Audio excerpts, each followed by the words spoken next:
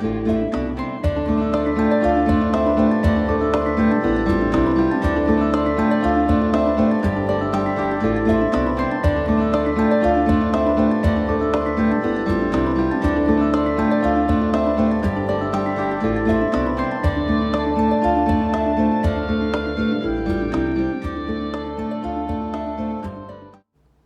Oracle of Luna is a podcast with me, Bridget Engels, as your host. Here we have conversations with real live, present-day goddesses who are actively and courageously doing their magical work in the world. Each episode is a bewitching journey with relevant discussions on topics such as Wiccan pagan spirituality, writing, culture, magical practices, art, ritual, and the craft in its many forms. Merry meet and welcome to another episode of the Oracle of Luna. I'm Bridget Engels, and I am thrilled to have on my show today an amazing award-winning author and sister priestess of the divine feminine, Najah Lightfoot. Welcome, Najah. Oh, thank you, Bridget. Thank you so much for having me, and thank you to all your listeners. I'm just so thrilled to be here today. Thanks so much. You're welcome. We are too. I have a lot to unpack here and ask you. I've been reading your latest book, Powerful Juju, Goddesses, Music and Magic for Comfort, Guidance, and Protection. And let's just start a little bit about you and your background. How did your goddess spiritual journey begin? Well, my goddess journey really began with being in a wonderful drum circle. I was part of a intentional drum circle. It was called Mother Drum Circle, and I believe I started in it in 1999, and it went on. I was part of it for almost 10 years, and we met 8 times a year, and it's where I learned to call the directions, and I got to hang out with wonderful women, and we just, it was a wonderful, wonderful experience. And I mean, I've always had an inner calling, an inner knowing, which I'm sure you're familiar with, and Mm-hmm. people that you surround yourselves with. But that was probably, though, my very first real community experience. And then I also took a community course in studying herbs because, we're always drawn to nature, people like ourselves. And that's where I also met other women who were doing goddess work through plants and healing. So, yeah, it Yeah. was a long time ago, but I've never Yeah. forgotten those first introductions. Yeah. And where are you from originally? What part of the country? Oh gosh, well, all over. Um, but I was born in Cleveland, Ohio. So Okay. I've just recently been back to Cleveland in the Columbus area 2 times in the last year, which is great because my staff is part of the permanent collection in the Buckland Museum of Witchcraft in Cleveland, Ohio. And I've also had some really great events through Witch Lab in Columbus. So born in Ohio, spent a lot of my childhood in California, in Cali, so which was Oh, very central to my upbringing, and then ended up in Colorado, where I've been ever since for almost 50 years. I've been in Colorado. oh wow. Yeah, Wow. yeah. Um, that's cool. So yeah, you've been around kind of Mhm. here and there and had a lot of influences. Um, Now I read in the beginning of your first book, Good Juju, Mojo Rites and Practices. So in the forwarding intro of that book, you were talking about hoodoo and voodoo practices. Were you initiated into voodoo or hoodoo? Yes, well, I have been initiated into the religious practice of voodoo, which is a religion, and Yeah, hoodoo is a folk magic. got So it. that's a practice that, pretty much anybody can take up anywhere and learn. It's, centered in the African American culture, but it's also, something that people feel called to practice. Voodoo is a religion, and just like any other religious or spiritual practice, it requires commitment and study and, um, you know, learning under someone like a Mambo or a Hugon who is, very skilled and has given their life to that religion to, take you into that if that's something that you want to do. So, Mm-hmm. yes, to both. Hmm. Yeah. I asked that because your book, Powerful Juju, Goddesses, Music, and Magic for Comfort and Guidance and Protection, has many goddesses, and we'll get to that later, who are like Marie Laveau, who are part of New Orleans, very central to New Orleans and magic and voodoo. So I was just kind of curious if you had that background yourself. So. Yes, yes, I do. So, Yeah. yes, and I will say that, I came to that because I've always been a magical person, but I felt a real home calling, a homecoming when I started, studying hoodoo. And then, I was very, very drawn to Marie Laveau as a powerful woman of color. And, I've been always searching for people who look like me in the magical world. And spirituality, and her reputation is beyond the worlds. And so Hmm. I was very drawn to Marie Laveau and other powerful women of color who have walked this path. So Right. I feel very called to them. And so that's kind of what led me down the roads I've taken. It took me a long time before I even was comfortable willing going down the paths I've gone down. And initiation is, I'm Yeah. sure initiation Yeah. is powerful, and there's all kinds of levels of initiation that, people should really consider and take a lot of time and be sincere about, what you want to do, because once you take vows for something, Hmm. they're life-changing and soul-changing in many, many ways. And all of that continues to unfold for me, personally. So, Yeah. Well, definitely, being on a spiritual journey, it's a lifelong journey, actually. yes, yes. We're constantly learning and opening doors to new realms and new ways of thinking and doing magic. So, who has inspired you the most, would you say, on your spiritual path? Oh, there's so many people that have just been so inspiring to me. I wouldn't want to name one and leave them out, but in powerful juju, a lot of the women and the music and the songs that I wrote in my book, they've all been very inspiring to me and for a long, long time. So I do find, my home in the comfort and the power of the divine feminine. So, from people who are personal to me all the way to, goddesses, mythological, real and contemporary. I find inspiration through all of those people. So it's great. Yeah. Well, I really encourage everybody to read your books. I've been really enjoying your latest book. And I've noticed that some of the iconic women that you refer to as goddesses lived on this physical plane, as you're Hmm. saying, but then you've got other goddesses that are ancient and mythological. What do they have in common? Well, they all stand the test of time. And when you look at their histories, whether they're mythological or walk the earth plane as, living, breathing human beings, they're all of their struggles and trials and tests and overcoming. They stand the test of time, and you can look at their lives and find inspiration for what they themselves went through. And so that's why I call them all goddesses, because they are inspiring and they did overcome, and they had many, many obstacles in their lives to which, we as human beings, life is a struggle. Life Yes. isn't easy, Yeah.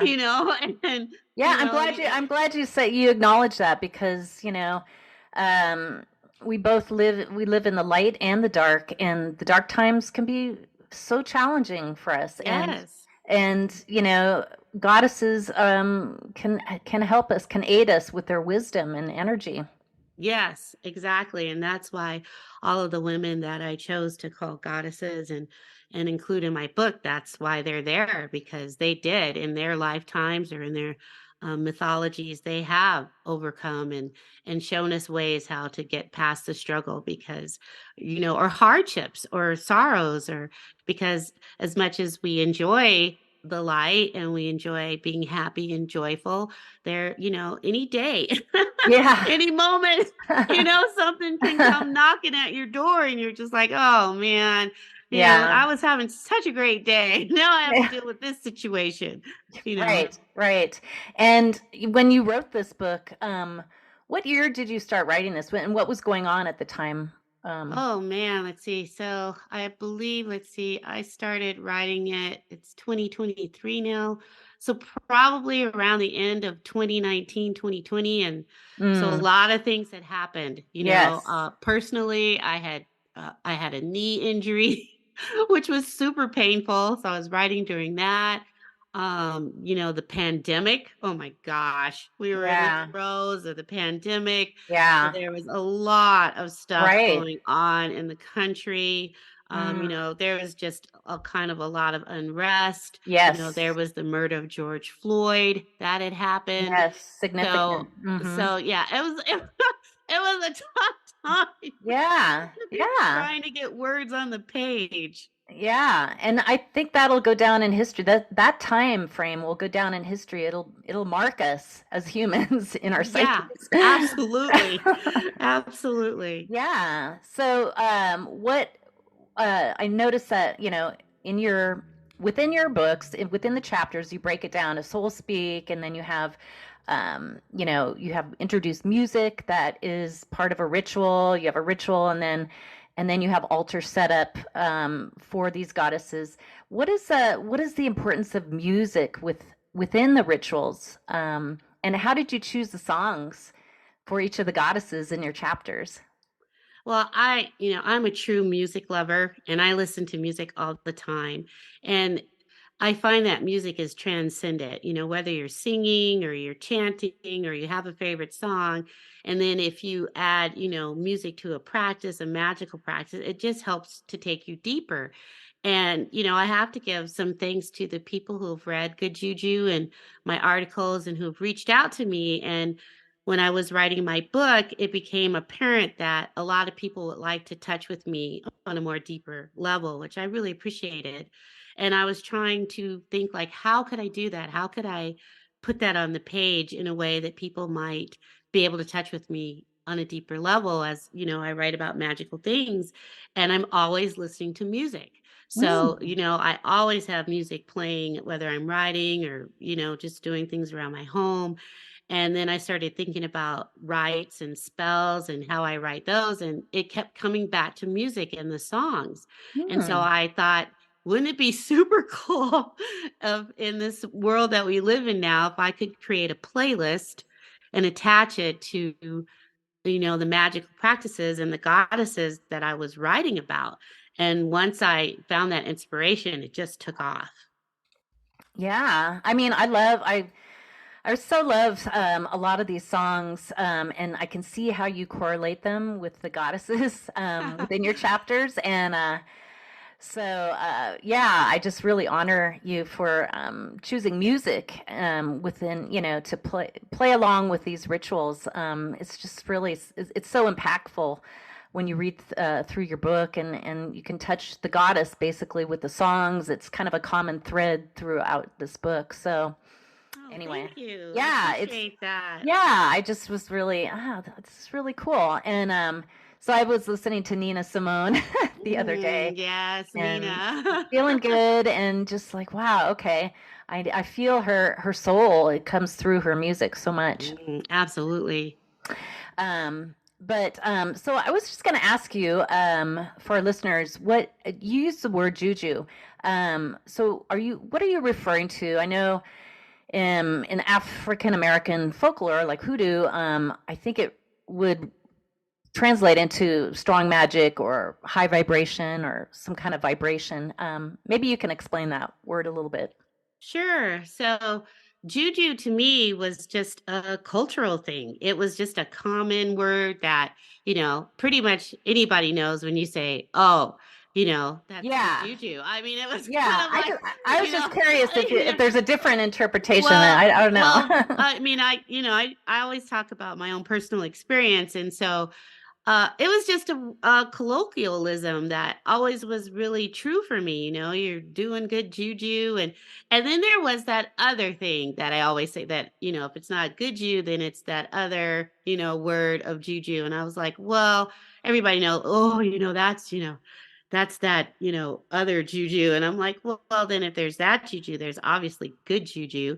Hmm. And, and doing some researching around the titles and things, I know there's juju beads, and I actually have some juju beads. And, juju does show up in African history and things like that. But for Yeah. me, it was really like something that's just part of my soul. And I just felt like people know what that word juju means. It's a magical word. I don't really Yeah. have to explain it to you. Yeah. It's kind Oh, of yeah. it's kind of like mojo. People, Right.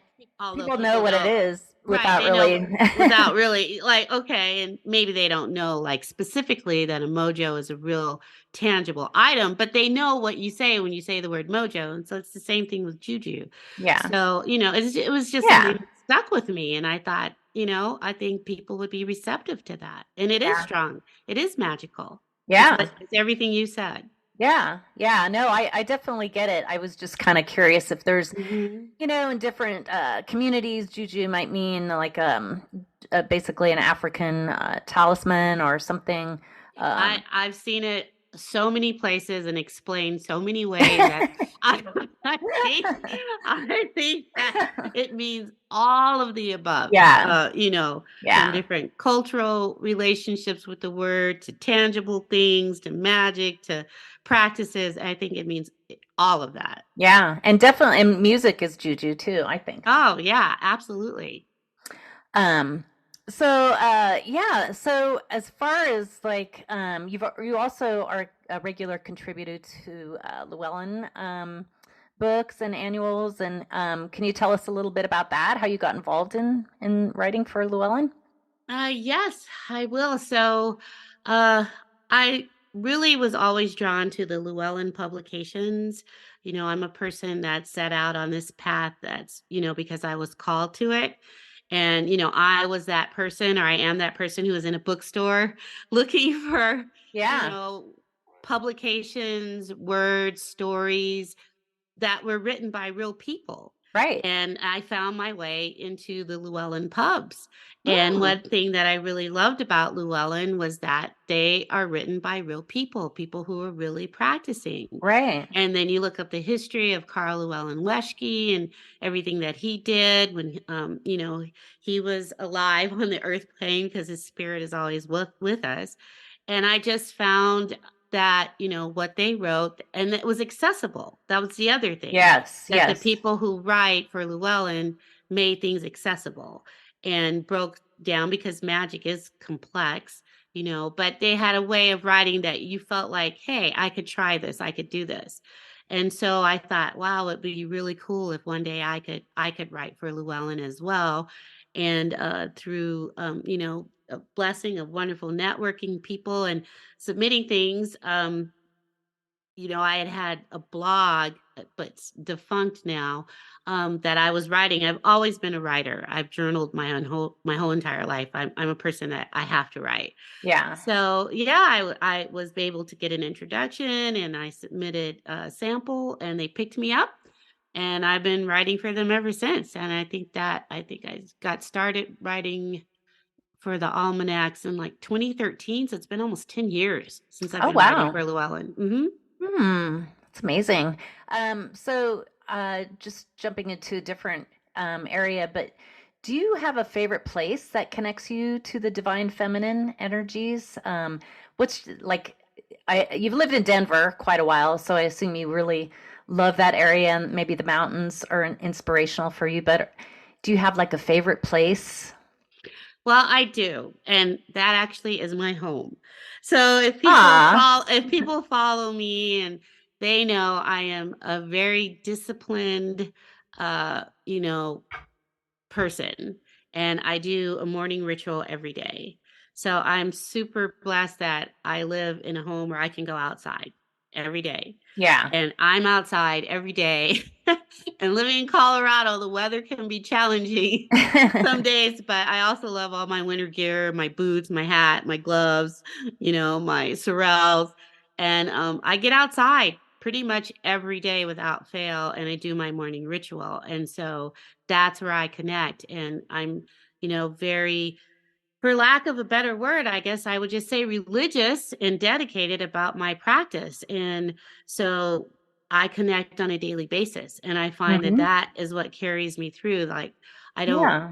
I don't really have to go anywhere or be somewhere. It lives with me. It's something that I do every day. So in one form or another, and then, as the will changes or it's the full moon or the new moon, I might do something different. But really, it's just getting up every day and being true to my practice. Yeah, and being consistent Mhm. about your practice, spiritual practice, that's a biggie. I feel like I do that in various forms as well. I'm a person who's like yourself and many other um, magical practitioners and Wiccans and pagans. We have to live in the present world and pay the bills and Mhm. work every day, but Right. we do our practice consistently. Right, and that's how you get confident. That's what builds power. And also, back to talking about, keeping it real in life, when life gets hard and maybe you Yeah. can't get up or you don't feel well or there's some, stuff going on, having that practice sustains you in those times where maybe, all you can do is just close your eyes while you're laying down and recovering, if you're not feeling well or something heavy's going on, you have it. It's Yeah. always there with you in one form or another. Right. Right. Um, yeah. So here's another question I have for you. What is this Sojourner Truth Leadership Circle? Oh my gosh, that is such a wonderful fellowship through Auburn Seminary that I was invited to be a part of. And it's a fellowship sponsored through Auburn Seminary that it runs through cohorts and they support Black and Brown women who are moving and shaking in the world to do self care and take care of our minds, our bodies, and our spirits, and make that something ordinary for us. That because Black women and Brown women, our hearts, our souls, we're very spiritual people and we do a lot of work. And a lot of times we don't get recognized for that. And Mm-hmm. so, Sojourner Truth, if you know about her legacy, who she was, Auburn Seminary put together this cohort and, you know, helps us out and gives us big hugs and just supports us and gives Yeah. us, we see you, which is just Yes. Yes. so wonderful to hear.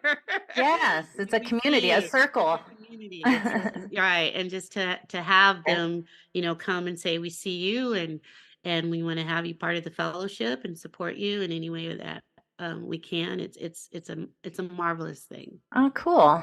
So do you have any upcoming events or upcoming new books or workshops that you would like to share?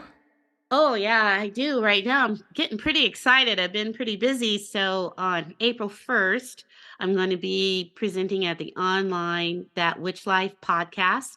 So Uh-huh. that's online. So I'll be teaching a class there called The Power of Inner Knowing. So I'm super excited Ooh. about that. Yeah, Yeah. that's going to be fun. And so that's online, that's virtual. And then April 6th through the 9th, I'm going to be in Baltimore, Maryland for the Sacred Space Between the Worlds conference. And, Ooh. we're really excited about that. That conference, that in-person conference has been on hold for like 3 years. So, it's, a really respected and deep conference with all kinds of wonderful people coming to present and teach and share. And, this is my first time going to be at that conference, and I'm really excited to travel to Baltimore and do that and teach some classes and hang Yeah. out with other Yeah. magical spiritual people. Yeah, absolutely. The world is Great. opening up finally, and we can Yes, gather together I know. finally. Is that also online? No, that's in person Just in in Bal person. Okay. right, it's in Hunt Valley, Maryland, and so, Mm, you can find the registration is open for that, and you can find that under Sacred Space Conference or Sacred Space Between the Worlds Conference. okay. Okay. Um, I saw somewhere on your Instagram feed that you were doing voiceover, or that's cool. Yes. I did. I enrolled in a 6-week class with the Denver Center for Performing Arts, and that class just ended, and it was a joy. It was so awesome. I learned so much. So I'm just, very new to that, but just so thankful that the DCPA has such a wonderful theater, voiceover, arts program here in Denver. And it was amazing. I truly it just opened a world for me that I've wanted to learn Yeah. about for a long time. So I'm starting to just kind of play around with that and Yeah. see where it goes. You never know. Yeah. Do you think you might narrate your books or? That would be awesome. Yeah. You I never know. I think that Yeah. would be awesome, wonderful. I could Thank totally see you. listen to your voice right now. It's just you have a really lovely voice, so Oh, well, thank I you, can Bridget. totally uh, hear your audiobooks via your own voice. Oh, that would be awesome. So, well, we'll see. We will Yeah, see. So it's very exciting. I'm looking forward to yeah. us seeing where, having just, finished the 6-week course. And like I said, I learned so much about the voiceover industry and being in a studio, which was awesome. Mm-hmm. So yeah, yeah, I'm Cool, totally open to it. cool. And as far as new books on the horizon, do you think are you think you're writing another book or? I am. I am. I have to be inspired. So, Yep. because when you commit to write a book, it's a long process. Oh yeah. It Yeah. takes years, at least for me. So Oh I've been yeah. kind of, feeling things around. And now that spring's here, I've got some ideas that I'm, kind of musing over and seeing, where they might take me. So I am definitely thinking about a book three. I just haven't, really tuned into like what exactly that would be about. But I Yeah. am. Yeah. Yes. Cool. So do you have a blog or a website or social media links where our listeners can learn more about you and your offerings? Yes, I will say that, I right now I have found my happy place on Instagram. So you can pretty much find me on Instagram at Najah Lightfoot. I pretty much post every day. I do have a website that's just more of a placeholder. You know how tech goes these days. So that web hosting has been going through some things, but I do have a website at craftedconjure.com. You can find me on the Llewellyn author page under Najah Lightfoot. But mainly it's just on Instagram where you're also doing a great job of posting, and I see you out Oh, there trying yeah. to. Thank you. Thank you for Yeah, noticing that. Yeah, it does take work. It absolutely. does It take a lot of does. work to post content a lot. It And, does. keep It the does. marketing wheel rolling there. Yes, I feel you. I sure feel you. So yeah, I had to kind of like, you have to find your niche, your happy place. So Yeah. Instagram has been it for me now. Yeah, very cool. All right. Well, it has been an absolute joy speaking with you today, and I just wish you the best of luck on all your future endeavors, and all your powerful chapters on the goddesses in your latest book, Powerful Juju. So, blessed be, and thank you again, Oh, Najah. thank you, Bridget, and blessed be to you and to all your listeners. Thank you so much. This has been a real Yeah. pleasure. Yeah, and happy spring, Yes, everybody happy out there. spring. All right. Well, that's about it. And have a great rest of your day. And blessed be. Blessed be. Bye bye. Bye-bye.